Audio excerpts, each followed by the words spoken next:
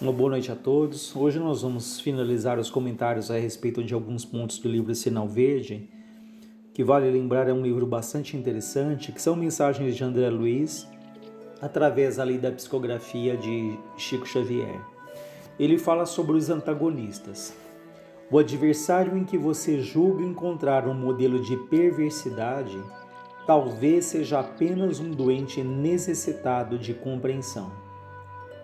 E de fato, quantas vezes nós podemos ali ter os ditos adversários, os ditos inimigos, que falamos como alguém é capaz de tomar uma atitude dessa magnitude, como alguém pode fazer isso, mas muitas vezes atrás ali daquele que nós tanto condenamos, há muito mais ali uma pessoa doente, né, que tem ali muitas frustrações, que teve ali um passado bastante difícil que nós desconhecemos.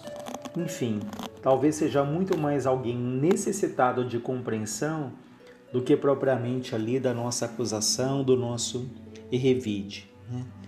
E às vezes as pessoas ali que são agressivas, mas que podem ser ali profundamente inseguras, profundamente frustradas com a vida, com a profissão, ou consigo mesmo, e que ali é uma maneira que elas encontram de se sentirem respeitadas é sendo agressivas, mas ali quantas vezes são pessoas, como é dito aqui, muito mais doentes do que propriamente perversas, né?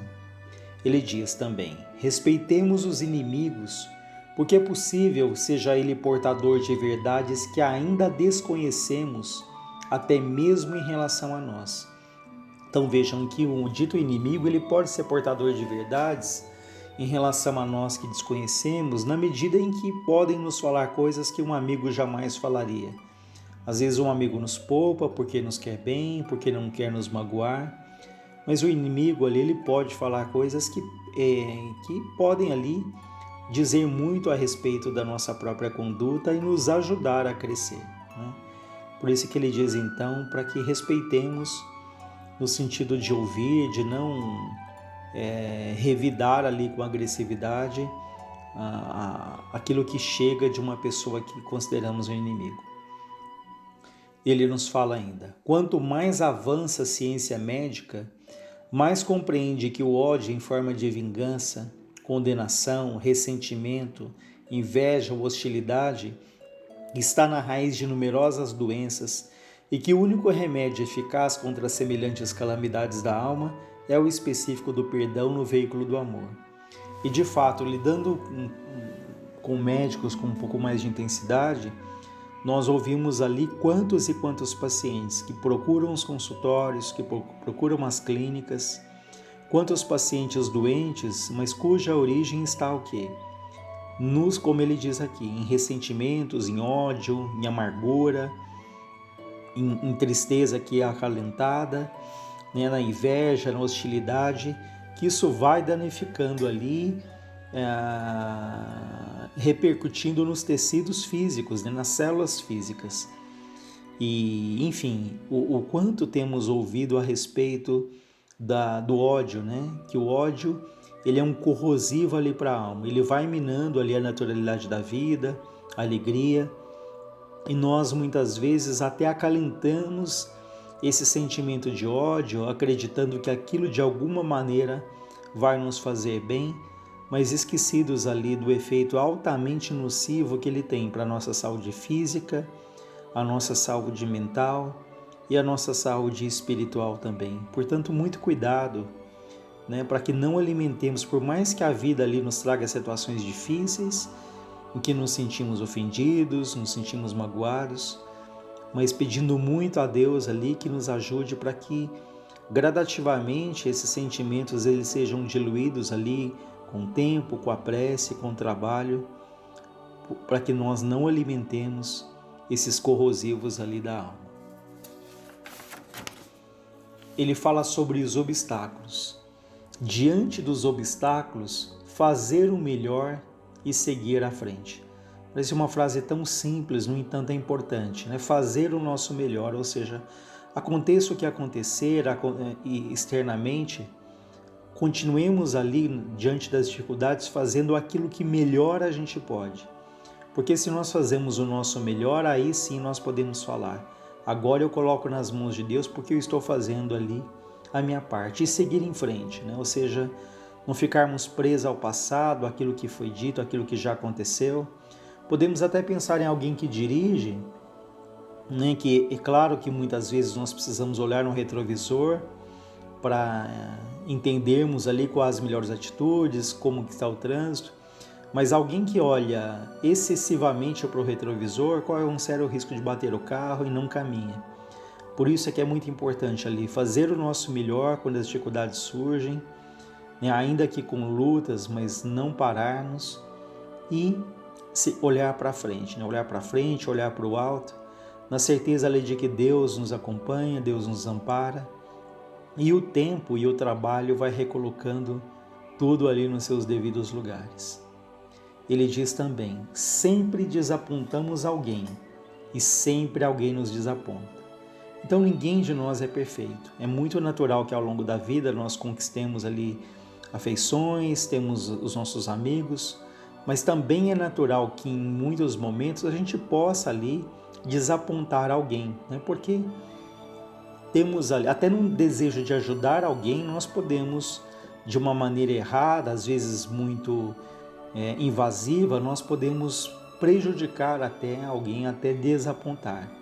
Então, da mesma maneira que nós somos humanos e que isso acontece conosco, nós temos que ter essa consciência também que em algum momento as pessoas nos desapontam, né? Então elas não são nem anjos, nem demônios por isso, né? Demônio, claro, numa linguagem aqui figurada, mas que são seres humanos, que têm as mesmas lutas, que têm as suas angústias, que acertam, que erram, né?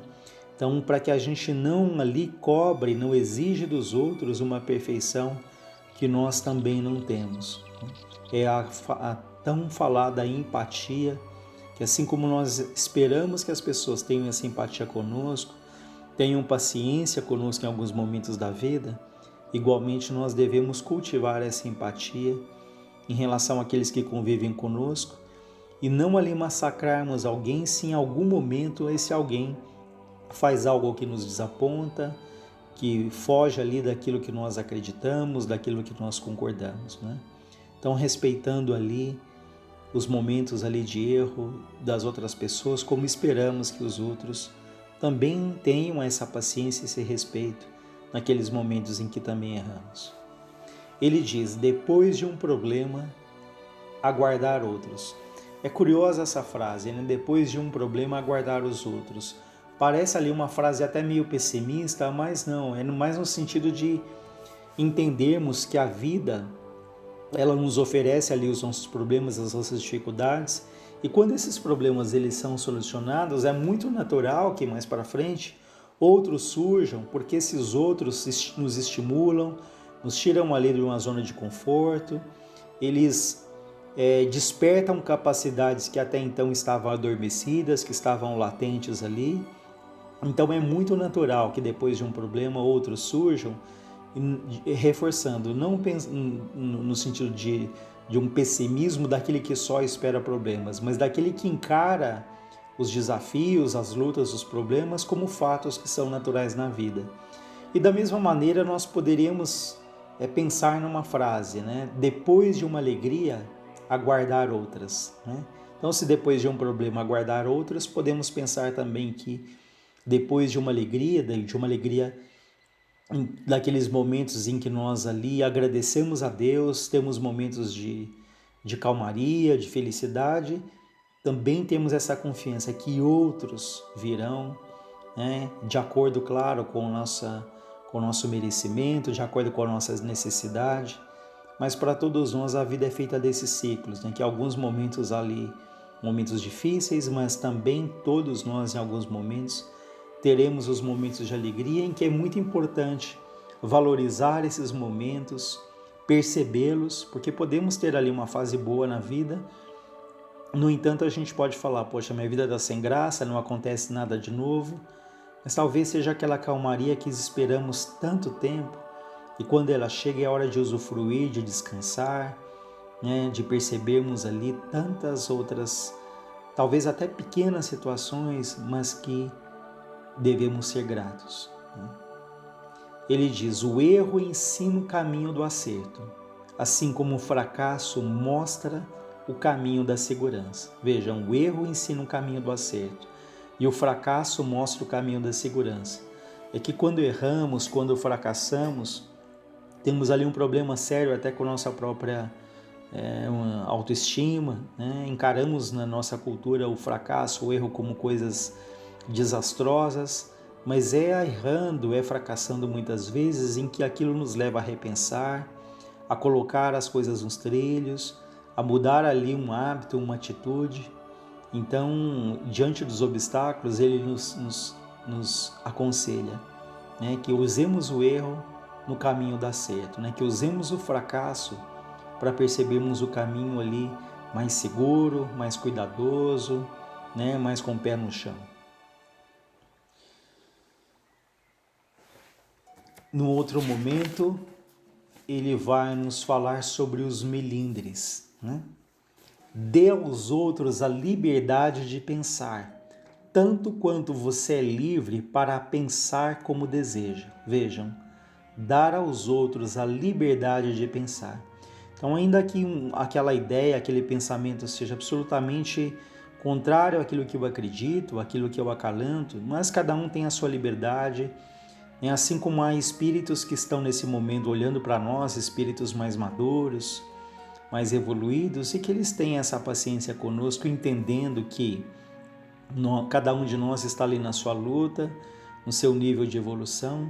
Então, da mesma maneira, nós temos que dar ali a liberdade para os outros também pensarem. Isso ajudaria demais ali a termos menos conflitos, menos melindres, na medida em que eu poderia pensar, olha, eu posso não concordar, mas eu respeito a opinião do outro, né? Não só porque é uma individualidade que tem ali esse direito, mas porque cada um tem ali os seus valores, o seu passado, cada um tem uma história de vida absolutamente diferente do outro, né? Então essa liberdade do outro pensar, isso nos ajudaria ali a sermos mais tolerantes, a sermos mais solidários no nosso dia a dia. E ele diz sobre isso que cada pessoa vê os problemas da vida em ângulo diferente. É muito um pouco do que a gente falou agora há pouco, né? Essa questão de que cada um tem uma história, cada um tem uma referência, cada um tem os seus valores, né? Cada um tem um passado de existências pregressas, né? Totalmente diferente. Então é muito natural então que cada um veja ali as coisas de acordo com aquilo que cultivou, aquilo que aprendeu, né? Então isso nos ajuda também a compreender ali que cada ser é único.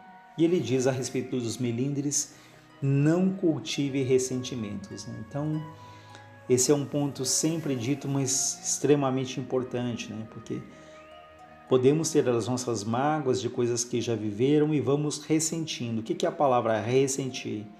Ressentir, ou seja, sentir novamente, ficar remoendo. É como simbolicamente nós tivéssemos ali uma caixinha ali em que guardamos as nossas mágoas e todos os dias nos abrimos aquela caixinha e ficamos olhando e pensando: olha o que eu sofri, olha como foi difícil, olha o que fizeram comigo, né? E não percebemos o mal que fazemos ali guardando esse ressentimento, né? Por isso é que é muito importante que o nosso passado ele sirva ali de aprendizado, mas que a gente olhe para frente, olhe para o alto, né? E não fique preso àquilo que já aconteceu, até porque tem coisas que nós nos ressentimos e que nos sentimos vítimas, que é muito mais fruto da nossa interpretação do que propriamente ali fruto da verdade, daquilo que de fato aconteceu, né? Então, cuidado ali com a mágoa, com esses ressentimentos, que, como já foi dito, fazem muito mal ao nosso corpo, à nossa mente e à nossa alma. E finalizando, ele fala sobre as preocupações. Não se aflija por antecipação, porquanto é possível que a vida resolva o seu problema ainda hoje, sem qualquer esforço de sua parte. E como temos percebido isso, né? Que ficamos ali atribulados, com a mente absolutamente tomada pelo medo, pela preocupação, E quantas coisas temos tanto medo que elas não se concretizam, que elas não acontecem. Então sofremos muito mais por essa preocupação, né, que é ocupar-se previamente, né, preocupar, do que propriamente pelo fato se ele acontece. E às vezes ele acontece não com aquela intensidade que tanto tememos, né, ou se são situações difíceis, a gente olha para trás e veja, olha, passamos por tantas situações, estamos aqui e sobrevivemos, estamos caminhando. Então, ele nos aconselha para não nos aflijamos tanto, com tantas preocupações, com tanta ansiedade, com tanto medo, né? Que Deus ali estará ao nosso lado e ninguém vai passar absolutamente nada do que não tem ali um aprendizado, uma necessidade.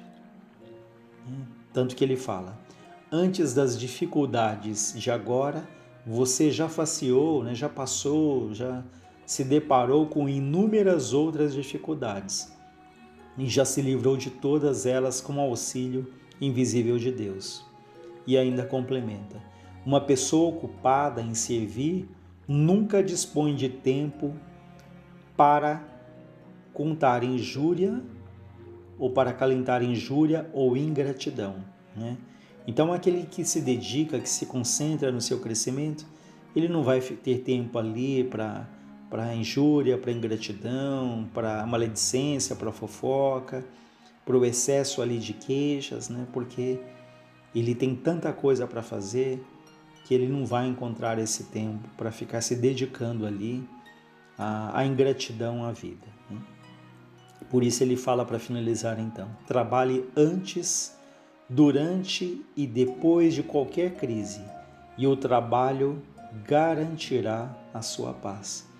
Então, nos momentos de crise, o que ele nos aconselha? Trabalhe antes, trabalhe durante e trabalhe depois, né? Porque, como foi dito, esse trabalho e o tempo, ele vai recolocando tudo nos devidos lugares. Olhamos para trás e percebemos que situações que pareciam ser insolúveis, dramas que pareciam ser ali intransponíveis, e nós atravessamos ali aquele mar, aquele revolto, aquela tempestade, e estamos aqui. Então, da mesma maneira, quando atravessarmos outra crise, ele nos aconselha, trabalhe, né? Trabalhe antes, trabalhe durante, trabalhe depois. Então nós vamos agradecendo a Deus, a Jesus, nosso Mestre, aos Espíritos amorosos e pedindo sempre por todas as famílias, por todos os lares da terra.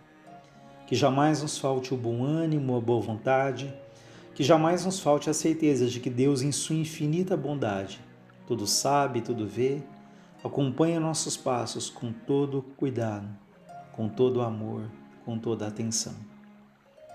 Tenhamos todos um bom final de semana.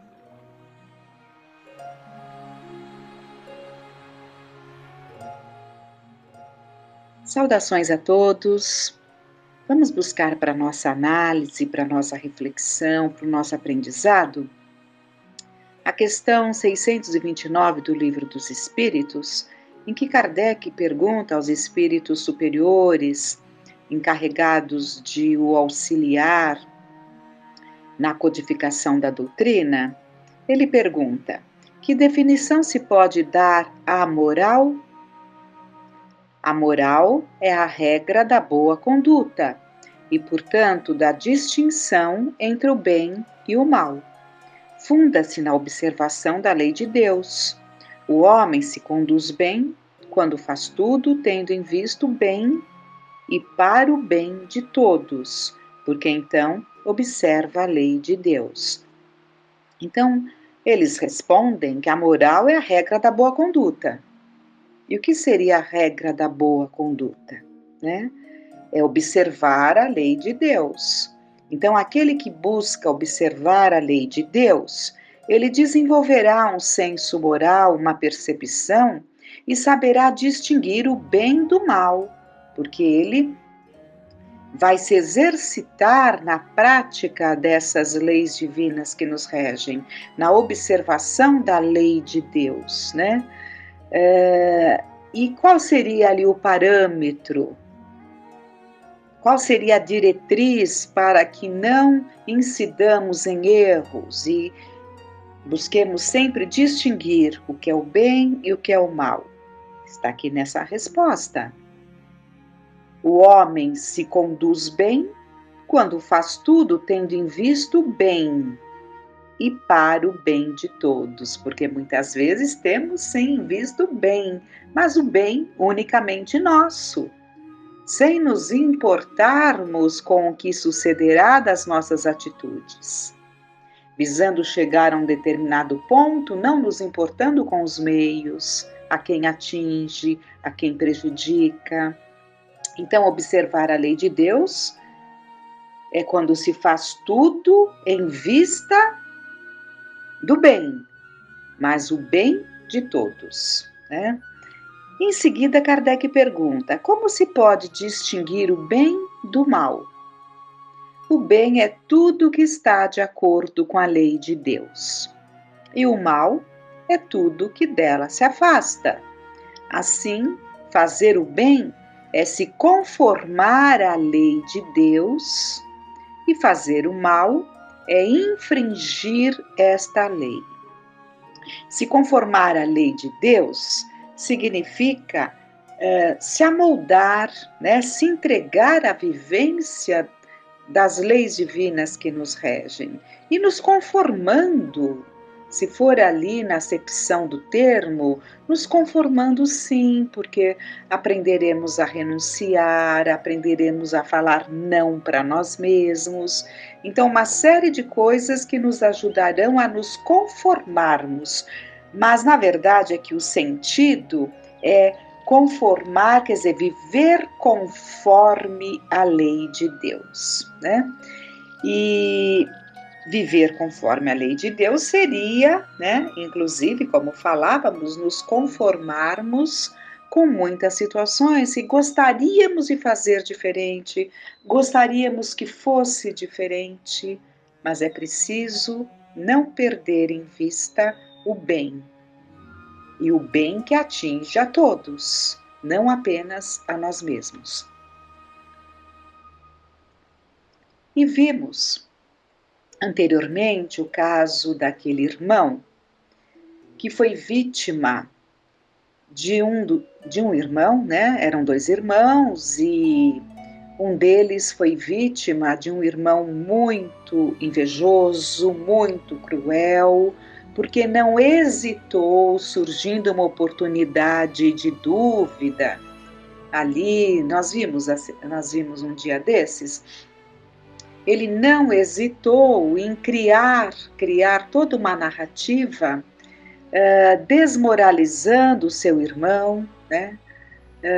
A ponto da sua família desacreditar naquele filho que tinha se mostrado até então digno, correto, e ele passa por essa prova. O que nós queremos completar é que ele passa por essa prova, né? Nós vimos que tudo teria se solucionado porque vem à tona, né, que o dinheiro não havia sido desviado, vem à tona a razão dele estar na casa da cunhada, que foi ali numa atitude de amor, né, de atenção à cunhada ali, desprezada, abandonada pelo irmão. Então tudo vem à tona, mas antes que venha à tona, há um período de muito sofrimento para esse irmão que foi caluniado. Muito sofrimento. E aí é que nós temos que parar e refletir que tudo tem uma razão de ser. Tudo tem uma razão de ser. Por que que aqui o moço do carro, o chofer do carro, demorou dias, acho que uns 6 dias, para conseguir devolver ali a pasta com o dinheiro? Todas essas questões nós temos que compreender que tem uma razão de ser. Eu não me recordo o nome dele, é A Ferreira. Ele estava evidentemente passando por uma prova. e das difíceis. Ele foi cruelmente caluniado e, infelizmente, a sua própria família, seus pais queridos, acreditaram na calúnia e passaram a agir de uma forma diferente com ele, como ele está narrado lá. Ele não suportou o escárnio e acaba se suicidando. Então, esse é o ponto que nós temos que ressaltar. Sejam quais forem as situações que estejamos vivendo, é preciso que nos firmemos e entendamos que nada é por acaso. O irmão muito cruel, a família talvez um tanto despreparada para não alcançar ou não ver melhor a situação, não conseguir ali perceber que aquilo não poderia ser partindo dele. Enfim, seja como for, nós estamos na família que nós precisamos estar. Ele veio como irmão desse espírito tão cruel, acho que é o Afrânio tão cruel. Não foi por acaso que a vida os uniu. Há uma razão, quando nós estamos juntos ali no mesmo barco, no mesmo lar, há uma razão para esse convívio diário, constante, né? Em que muitas vezes precisa se acertar ali muitos pontos que foram criados tanto no hoje como ainda como um reflexo de uma vivência passada, de situações criadas, situações vividas, e eles viviam como é narrado, né? Havia ali um antagonismo muito grande por essa diferença brutal de personalidade, um voltado ali para a paz, para o bem, e o outro era todo crueldade, como ele mesmo conta, através da psicofonia ali, junto ao médium Chico Xavier, né, como vimos. Mas ressaltar que nada é por acaso. Então, não há situação que não deva ser superada, seja qual for a situação. Por mais difícil que esteja para aquele que esteja vivendo, e aqui no caso uma injustiça tão grande, né? Por mais duro que seja, porque ele sofreu o repúdio do pai, da mãe, da esposa, foi uma situação realmente muito, muito difícil. Mas por mais difícil que seja, ele deveria ter se firmado em Deus e suportado a prova. E é isso que nós temos que fazer. Pensarmos, não é por acaso. Deus me ajude a guardar a bênção do tempo para que tudo venha a se resolver. Me ajude a ter força, me ajude a ter coragem para não fugir da prova. Porque tudo configura uma prova, é isso que nós temos que entender.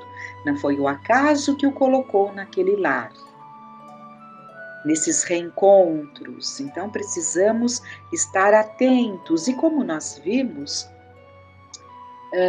pouco depois, no dia seguinte, vem a notícia, né, do dinheiro encontrado ali no banco do carro e do chofer que estava tentando procurar até que achou, né? Aí tudo se aclara, a razão da visita que ele fez à cunhada, que nada havia de indevido, né? Foi uma visita ali para prestar auxílio à cunhada desamparada. Então tudo veio à tona. Então isso nos traz a necessidade de nós percebermos quanto temos que nos cuidar, quanto temos que nos policiar, porque pensamentos de fuga são muito comuns e há várias formas que nós encontramos, porque nossa mente é fértil, de fugirmos às situações. Muitas vezes criando irrealidades e vivendo irrealidades, o que não deixa de ser uma loucura. E a loucura é uma forma de fuga, tanto quanto o suicídio. E o suicídio é sempre algo que deve nos levar a muitas reflexões, para que nós não permitamos nenhum pensamento nenhum pensamento de fuga da vida, seja o que for, por mais difícil que seja. E já temos aprendido que aquele que já praticou o suicídio no passado, em outras experiências reencarnatórias, é muito natural e comum que ele se veja planejando e pensando. Por quê? Conforme se aproximam aquelas determinadas provações que fez com que ele se suicidasse numa encarnação anterior, próxima, mais remota, que ainda traz ali a sua presença, né? As suas marcas, porque ainda não foram superadas, é comum, conforme se aproximam determinadas provas, e normalmente muito parecidas com a prova que levou o suicida a tirar a própria vida, porque no presente ele vai ser testado novamente, vai ter a oportunidade de vencer a si mesmo, de vencer essa tendência e libertar-se. Mas enquanto ele não vence, não se liberta, ele é visitado por esses pensamentos. Então, diante das dificuldades, ele sempre vai, pelo menos, pensar ali de uma forma vaga, mas começa a pensar. E, infelizmente, se permite pensar e não podemos nos permitir pensar. Em fuga. É o tipo do pensamento que deve ser cortado imediatamente para ele não ganhar força, porque ele ganha força, especialmente quando algo mais significativo, mais doído, mais angustiante nos alcança, né?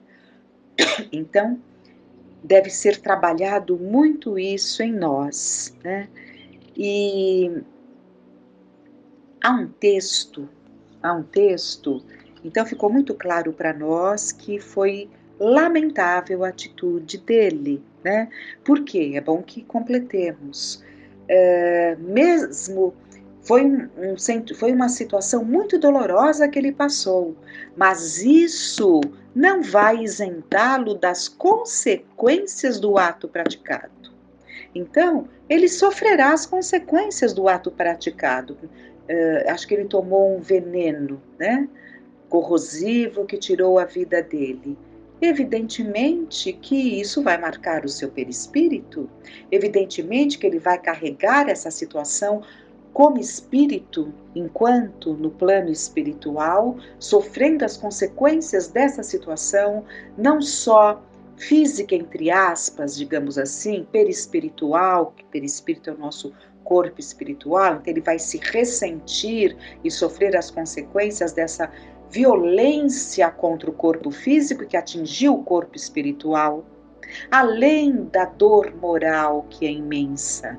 Por isso que os sofrimentos ficam altamente mais potencializados quando se pratica o suicídio. Aquilo que já considerávamos impossível de se viver vai se tornar infinitamente mais difícil pelas consequências, né? Então ele não se isentaria disso. E eu me lembrei de um texto do livro O Espírito da Verdade, que vem pelo Espírito. O livro é O Espírito da Verdade. A psicografia é do Chico e o Espírito é o Hilário Silva e chama-se Há um Século.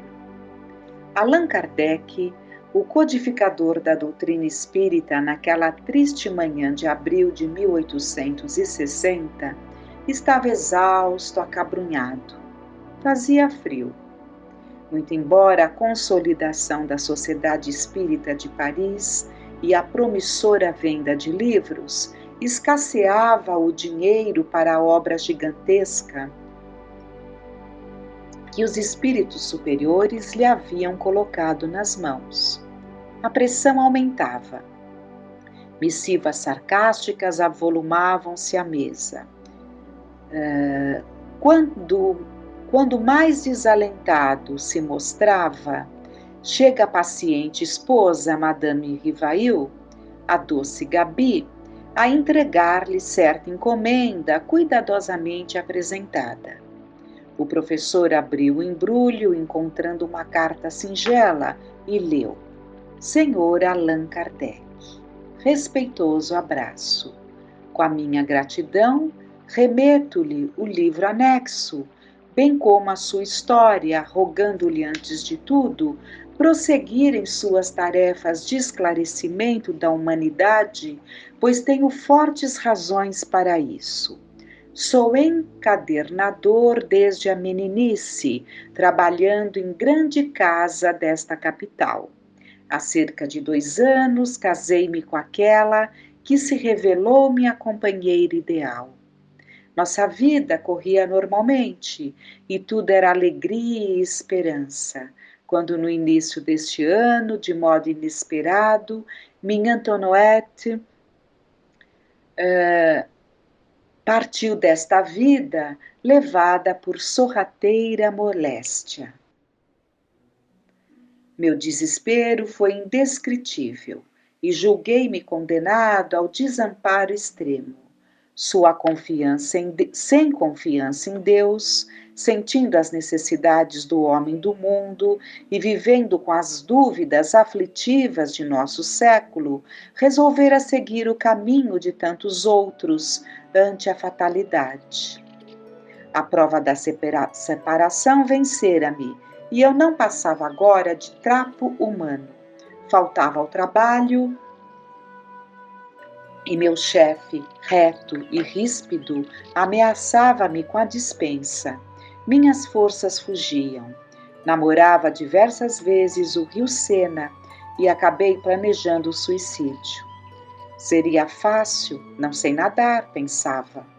Sucediam-se noites de insônia e dias de angústia. Em madrugada fria, quando as preocupações e o desânimo me dominaram mais fortemente, busquei a Ponte Marie. Olhei em torno, contemplando a corrente, e ao fixar a mão direita para atirar-me, toquei um objeto algo molhado que se deslocou da amurada, caindo-me aos pés. Surpreendido, distingui um livro que o orvalho me descera. Tomei o volume nas mãos e, procurando a luz mortiça de poste vizinho, pude ler logo no frontispício, entre irritado e curioso. Esta obra salvou-me a vida. Leia-a com atenção e tenha bom proveito. A. Lohan. Estupefato, li a obra, o Livro dos Espíritos, ao qual acrescentei breve mensagem. Volume esse que passo às suas mãos abnegadas, autorizando o distinto amigo a fazer dele o que lhe aprouver. Ainda constavam da mensagem agradecimentos finais, a assinatura, a data e o endereço do remetente. O codificador desempacotou então um exemplar de O Livro dos Espíritos, ricamente encadernado, em cuja capa viu as iniciais do seu pseudônimo e na página do frontispício, levemente manchada, leu com emoção não somente a observação que o missivista se referira, que foi justamente esse livro salvou a minha vida, leia-o, né? Mas também outra, em letra firme, salvou-me também. Deus abençoe as almas que cooperaram em sua publicação. José Perrier. Após a leitura da carta providencial, o professor Rivaio experimentou nova luz a banhá-lo por dentro. Conchegando o livro ao peito, raciocinava não mais em termos de desânimo ou sofrimento, mas sim na pauta de radiosa esperança. Era preciso continuar, desculpar as injúrias, abraçar o sacrifício e desconhecer as pedradas. Diante de seu espírito turbilhonava um mundo necessitado de renovação e consolo. Allan Kardec levantou-se da velha poltrona, abriu a janela à sua frente, contemplando a via pública onde passavam operários e mulheres do povo, crianças e velhinhos. O notável obreiro da grande revelação respirou a longos haustos e, antes de retomar a caneta para o serviço costumeiro, levou o lenço aos olhos e limpou uma lágrima. Que essas lições nos tragam as reflexões para nos fortalecermos e levemos ao conhecimento de muitos que não conhecem o consolo, o esclarecimento que a revivência do cristianismo, que essa doutrina nos traz.